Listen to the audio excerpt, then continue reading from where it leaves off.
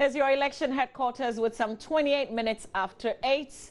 It's a good time for us to join in the conversation happening now on the Super Morning Show on Joy FM, whilst Roland Walker takes the opportunity to take as many selfies as possible. We want to join in Haruna Iddrisu and Nana Akomi on the Super Morning Show. Speaking now is the Honorable Haruna Iddrisu. And it should amaze you that, for instance, the University of Science and Technology may be doing more arts, humanities-related areas compared to what the primary mission and mandate was. You can say so for the University of Cape Coast and probably for the University of Ghana. And all the polytechnics.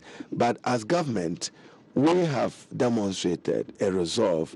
So the difference between the NDC and the MPP when it comes to pledges of jobs, you just pointed to me an error in the NDC manifesto. I'm sure you will accommodate an error in the MPP manifesto where they say that 48% of Ghanaian youth were unemployed. That is statistically inaccurate. I do not intend to say that it was meant to deceive, but it's not. They quote World Bank sources. You cannot have half of the country's population unemployed, particularly when you have them in school, from university through polytechnic, through senior high education. But is that the basis on which you say it's inaccurate, or do you have the correct figure? I would not, but I was part of the World Bank discussion on the subject. I just got back from Abidjan on an African Development Bank discussion on addressing the unemployment problem in Africa. And comparatively, Ghana, we are doing well. I listened to a country which shared its joy of 2,000 to 3,000 young persons being employed. Under our Youth Employment Agency, we currently have employed 68,000 youth in some part-time related employment. Subsequent to the establishment, and I should say that the initiative happened under the other government, the Youth Employment Agency, there has been a fundamental policy shift. And the policy shift recognizes the question that you raise, which is skills gap. There's a lot of our young people, particularly between JSS and senior high school, who are unable to climb the education ladder. What they need is they themselves are unemployed because they lack requisite employable skills. That is why technical and vocational education becomes paramount. As government, we have enhanced all the polytechnics into technical universities with primary focus on the technical and vocational education in order to be able to equip them or resource them. So for ours, it's not a promise or a pledge like the MPP, it's a commitment. We are advancing technical and vocational education. Now, I also mentioned the Youth Employment Agency, which was their initiative though, but it's been improved. At the time that they initiated it, there was no legislation to get it going. We have passed the Youth Employment Act. I shepherded that in Parliament, and they now have a dedicated source of financing. And it will interest you, in the African Bank dialogue, one of the reputable things Ghana have done is to have dedicated sources of funding to finance youth unemployment. I should say that it's not a permanent resolution, and that will be to beg the issue of the unemployment. If you just say that you were doing youth unemployment, university graduates, polytechnic graduates don't belong to that category, and that is not the target. You are just looking at those at a level between JSS to senior high school, and maybe KIA to resolve a social problem. You want to get them into apparel manufacturing, and therefore there's policy shift. And the shift has been that there is now youth employment which has a function for skills development, working together with state institutions. In the past, under both regimes, the emphasis was on private sector players. Now, no, We are now, and for this week, you'll see an advert. Government is working with the National Vocational and Training Institute to certificate young people they will train with funding from the Youth Employment Agency as a collaboration. The National Youth Authority is getting funding from the Youth Employment Agency to also train young girls in catering. You have artisans, master craftsmen, and others also being engaged. But I think that if you look at President Mohammed's job creation agenda, the primary focus of his first term was infrastructure development, which was to stimulate and grow the economy. The second part of it will be on job creation. Coherent with his transformation agenda, if you say you want to reduce import dependency, it means you support the growth of local private sector industry, which will support job creation. As government, we are also credited to have passed both cabinet policy approval and cabinet approval. Currently, as we speak, is before Parliament, a public-private partnership bill, which means that it is our model of financing development, which itself, when, for instance, you get the Kumasi Accra dual carriage road being done, it will create jobs for those related steel burners, masons, carpenters will be engaged. And then I end with industry, which is also relative to the private sector development. We would transform by establishing import substitution industry locally in order to grow the local economy and extend more credit to the private sector of Ghana through the establishment of the Ghana Exim Bank. Okay, now, just before we come to Nana for the response, Raymond has some input, I believe. Okay, so I'm sure we have dealt with this particular about the issue to do with 48% of the, and yes, Honorable Minister, they said the youth, especially those between 15 and 24. They didn't say that the... Is it accurate? It is not. It's not. It's a misconstrued understanding of the... to ask whether that is also an unintended deception. The report... Yes. The report... No. Well, the report's it's either reference... intended or unintended, isn't it? The report's reference in this case is the landscape of jobs document that the World Bank launched. What it said was that 52% of those within that population was actually employed. These media reports misconstrued that to mean that the 48% left was unemployed. Reverse assumption. Very good. But if the person read the report, you'll have realized that they still stipulated that less than a quarter were unavailable for work at all. And the definition of unemployment actually has different structures. So that is what they actually used in that definition. So it's not... And they were actually quoting the GLSS 6, the Ghana Labour Force Survey specifically, which puts their unemployment far lower than that particular percentage, especially for the particular grouping of 15 to 24. Okay, yes, so that's the clarification. And they're not talking about the general population. In fact, the general population employment is far lower than that anyway. So this is interesting. What he suggests is that, first of all, the NPP's figure is not accurate, but the NDC doesn't have the accurate figure either. Okay, let's go to the NPP for a response to the same question. It appears that the actual state of the problem is not known. So how can you proffer a solution to a problem you don't understand? Well, thank you, Kojo. Now, the minister tried to play a certain game that you did not sustain. The NPP never said that 48% of Ghanaians were unemployed. It was 48% of the segments of the youth population. Like my brother here said, he believes it's a misinterpretation of World Bank data. That may be so, but it is not, as the minister put it, talking about the entire population. Indeed, the minister himself has said that he doesn't have any means of getting employment statistics and information, that he's claiming that he's now launched some labor market information system.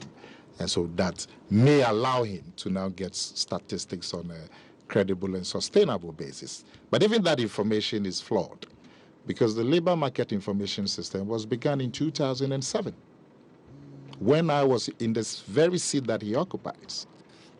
2007, that's when we began the labor market information system, to put in together a system that will allow the country to collect labor statistics on a regular basis, funding the Ghana Statistical Service to add labor information as an integral part of the work they do. And we started in 2007 with support from Danida. And I'm surprised that 8 years later, we are being told that that project is stillborn and it's now after the next elections that you may have this system kicking in. The system was supposed to have kicked in 2009. Now, about the general problem, I mean, you cannot have employment in a situation where your economy is doing badly. You cannot. You cannot generate employment when you have the type of economy that we're having today under the NDC. When the economy is going down, employment cannot be rising. Employment will also be going down, and that's what we are saying.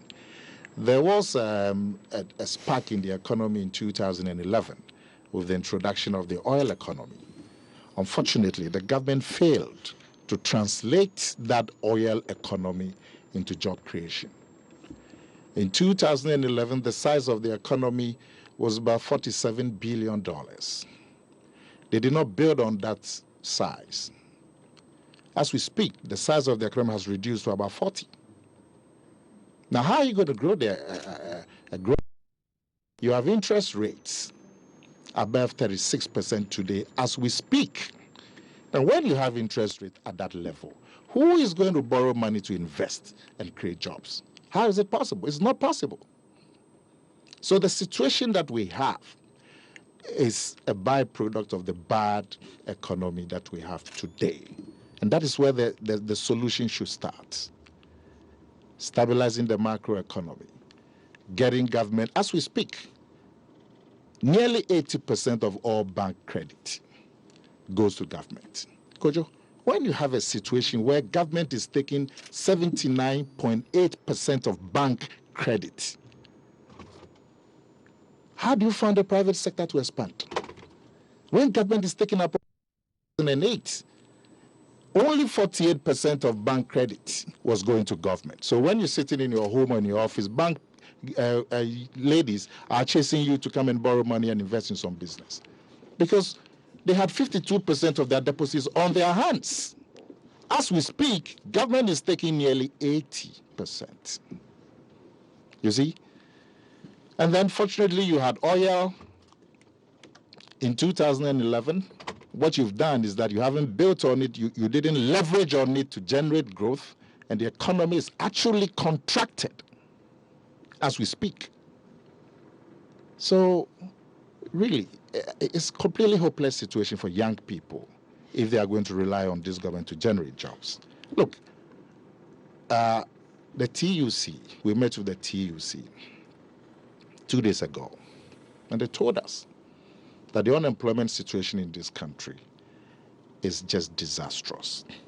And they talked about the fact that the trade policy doesn't encourage local production, doesn't encourage employment. They talked about the local content policy not working, and that is just lip service. The president himself talks about it, but everywhere you look, public monies are being used to buy foreign goods, and that there's dumping on the Ghanaian economy, and industry is dying as a result. Forget even about Dumso. You have a situation where you have Dumso for 4 years. That's why the very famous pronouncement by my brother here, that the Dundum was going to be a thing of the past. You rather had a Dundum becoming a part of Ghanaian life for 4 years. Now, 4 years. I mean, how can any industry survive in the situation of a Dumso for 4 years? How can any industry survive in a situation where there's massive dumping on the Ghanaian market, that people are selling goods in Ghana cheaper than the goods are being sold in their own countries? A recent example is cement. Very embarrassing incident, and that shows you the attitude of the NDC government when it comes to job creation. You have a local industry that is fairly established, cement production, employing about 4,000 people directly and another 10,000 people indirectly, fairly established. and then you go and bring in imports from Korea and so on. When you know, or you should know, that a Korea exporter of cement is being subsidized by the government of Korea, that a Nigerian exporter of cement is being subsidized by the Nigerian government. So whatever price is offering on the Ghanaian market is prices that are dumping level and to kill your industry. So even the industries that are established, the very, very few industries that are established, they have been killed. Government policies. Now when you have this kind of situation, how can you generate employment? The majority of the people of this country are into agriculture, but 50% by all the estimates that you see. 50%. Agriculture is dying. Okay. So how are you going to create jobs? How are you going to create incomes for people of this country? No, thank you. I'm a little concerned because after the submissions of both of you, I realized that we have not addressed the question at all. Let me ask you this. I mean, I don't know if either of you have heard of a lecturer by the name of Dr. Emmanuel Bamboating. Now, Dr. Bamboating is one of only 2 employment economists in this country, if you're talking about those who have studied this thing to PhD level. The other one is also Dr. Ban, I believe, of the TUC. So this man is the only one engaged in active research. Now, he's got some data on the nature of our unemployed youth in Ghana. And the fact that I'm not hearing any of this from either of you, I mean, I've got to tell you it's a concern. This is what Dr. Bamboating has been able to uncover, which I haven't seen in either of your manifestos. First of all, he has worked out that out of the unemployed youth in Ghana, 25% of them have not been to school. Okay? Can't read or write. There is a further 33% who have been to school up to JSS level. Now, let's not even go further than that. If you take that 30% that have schooled up to JHS level, you will find that 56% of those who have been to school to JHS, in spite of having gone to school, can't read or write. At 56% of this 33. Add it to your 25% who have just never been to school. You're looking at about 40% of this unemployed group who can't read or write. So if you're saying 3 million jobs, if the NPP is saying job creation from a better economy, whatever you are saying, 40% of the people whose problem you're trying to solve can't read or write. So what kind of jobs are you going to create? No. Is it truck pushing? Is it what is it? Then you're, with all respect, you cannot have a country achieve full employment, particularly at the state of development. That in your assumption. Also, as you indicated, even as you posed the question, I drew the dichotomy between the category of unemployed from JSS to SSS. That was to respond to his research, that of the World Bank, when I admitted that, yes, there are unemployed graduates from the universities and polytechnics who don't belong to this category. So I think that we have attempted to respond to your issues. The other one, haven't factored in 40%. No, we have. That's why I said that don't construe that it's possible to achieve full employment. No, yesterday I heard them talking about a living wage. Mission impossible. No strikes. Mission impossible. I had Nana Akufo-Addo and my good friend, ranking member Nana Akumia, go and meet organized labor and said that there will be no strikes. Industrial disputes and conflict are inevitable. So it can only be an exaggeration or a lack of understanding of the issue. Okay, we need to bring in Kwabena. I wasn't actually going to get a response on this from you until after Kwabena. So first of all, we're live on the AM show on Joy News Multi TV as well. So good morning to our TV audiences. You can also catch us live on Go TV channel 144 and DSTV channel 421. This is the Super Morning Show on Joy 99.7 FM and of course the AM show on Joy News for Multi TV. Now, Kwabena, you've heard the first the answers to the first question from these two parties. Thoughts? So firstly, I'm happy that both parties acknowledge that the private sector is where the growth or job creation is going to come from and not from governments. And so, I think over the years, a phrase that we've heard time and time again is that the private sector is the engine of growth. Yeah. It's very good to, recite that and say that almost like a bit of a mantra, but we also need to break that down and try and understand what that means. Okay. I feel my position on the matter is that, governments, both current and past, haven't done the best job of working with the private sector to address their problems. So there is not necessarily the forum for hearing from the private sector and addressing their concerns aren't there.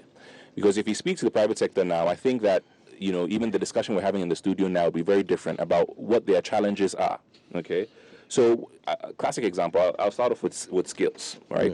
So every time the skills question is raised, the response from the parties is often, we're building more, vocational training schools, or we're building more universities, which is fine.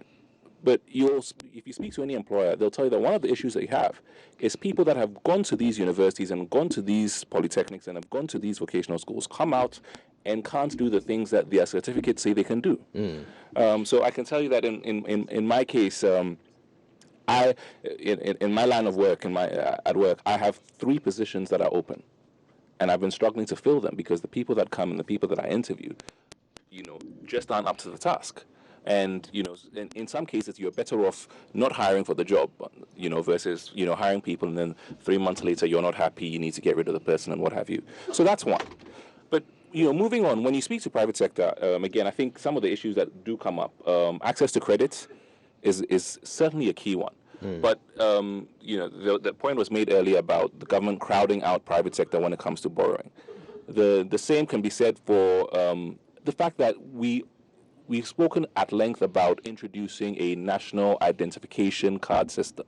And I remember the first time I filled the forms and signed up for it, if I remember correctly, I know, it was probably sometime in maybe 2006 or 2007. Right? And so it's a bit of a shame that, 10 years on, there's nothing to show for it. But what that does is then it automatically gives banks, a way to find you when you've got their money and you're not paying, and that makes them more comfortable to lend to you.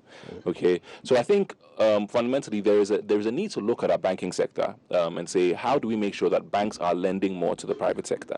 So we've talked about skills, we've talked about access to credit. The other thing is just general access to governments and government agencies. Okay. I think here there's a fundamental change in the way government agencies work that we need to look at. And if we could get government agencies thinking along the lines of how can I help the businesses around me win and succeed? Because when they succeed, they employ people. That would fundamentally change the business environment here, right? But when you have a situation where, to meet any government of, agency or whatever, you're sat outside their door for 3 hours or 4 hours, and I can tell you that this has been my experience, time and time again in multiple agencies. Okay, so that's one. Okay, so how do you get these guys to say, okay, listen, I want to help the businesses, and I would even extend that to say, even with and this is to take even Ghanaian companies outside of Ghana, how do you then work with our high commissions and embassies around the world to say, apart from just issuing, visas for people who want to come to Ghana, how do you look for business opportunities for Ghanaian companies, particularly in the West African sub-region, right? To say, we want to go out to these countries and find business. And I think that's a fundamental way in which we can grow the economy. Okay. Can I just finish by saying this lastly? I think at the heart of this issue is we also need to define for ourselves, or try and start a conversation around, where do we have competitive advantage as a country? And there should be a conscious and effort to say, okay, let's exploit that. And how do we do that? Right? Because as of now, what happens is, oftentimes I find that the private sector is actually setting the agenda. and then trying to push government along to then create the industry that would then create the jobs. But I think that as a nation and as government, we need to do a better job of defining what we can do, and so that we, in terms of which industries to focus on to create jobs. Okay, we're going to get about a minute.